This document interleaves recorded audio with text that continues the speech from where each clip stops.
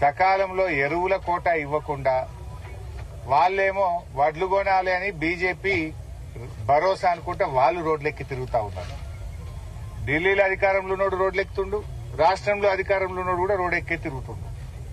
అంటే తమ బాధ్యతల్ని విస్మరిస్తూ రైతాంగాన్ని అలా ఇబ్బందుల పాలు చేస్తున్నది ఢిల్లీలో అధికారంలో ఉన్న బీజేపీ, రాష్ట్రంలో అధికారంలో ఉన్న కాంగ్రెస్.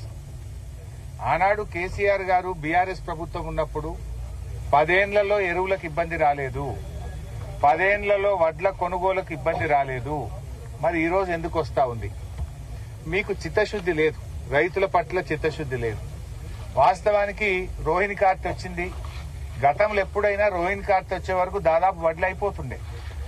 మీరు మొదలు నెల రోజులు వడ్ల కొనుగోలును ఆలస్యం చేసినారు. ఒక నెల రోజులు ఆలస్యం చేసింది.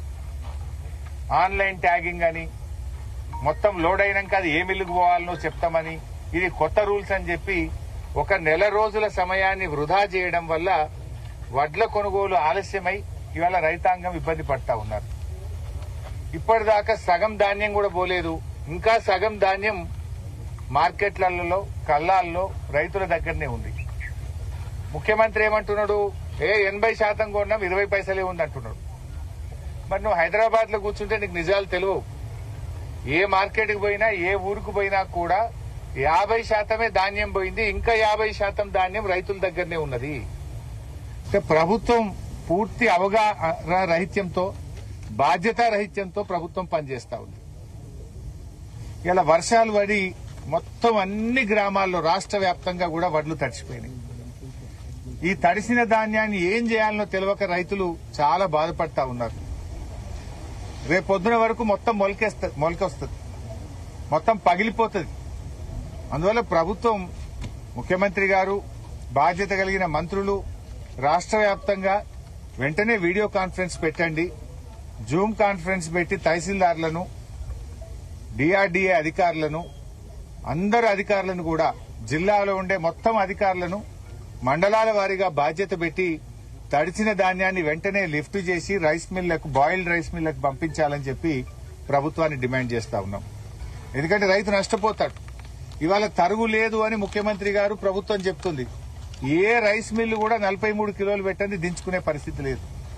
మీరు 43 కిలోలు పెడితేనే మేము దించుకుంటాం, లేకపోతే మా దగ్గర రానే రావద్దని తెగేసి చెప్తున్నారు. ఇలా రైస్ మిల్లులు స్పష్టంగా చెప్తా ఉన్నారు.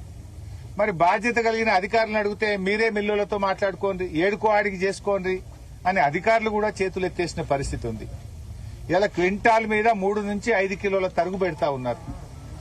ఏ గ్రేడ్ లో కొనాల్సిన వడ్లను మొత్తం బి గ్రేడే కొంటున్నారు. ఇది గత చరిత్రలో ఎప్పుడు కూడా లేదు. ఎప్పుడైనా ఏ గ్రేడ్ లోనే వడ్లు కొన్నారు. కానీ ఈ సంవత్సరం మాత్రం మంచి వడ్లను కూడా బి గ్రేడే రాస్తున్నారు. అటు బి గ్రేడ్ పేరు మీద ఎకరాకు రైతు 600-700 రూపాయలు నష్టపోతున్నాడు.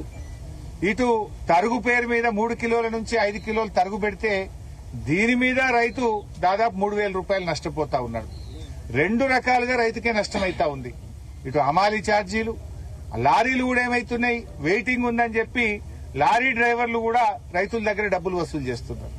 ట్రాక్టర్ల మీద పెడితే 3 రోజుల దాకా అన్లోడ్ అయితే లేదని ట్రాక్టర్లకు కూడా 3 అంతలు 4 అంతలు ఇలా రవాణా ఛార్జీలు కూడా పెరిగి అది కూడా రైతుల మీదనే భారం పడతా ఉంది.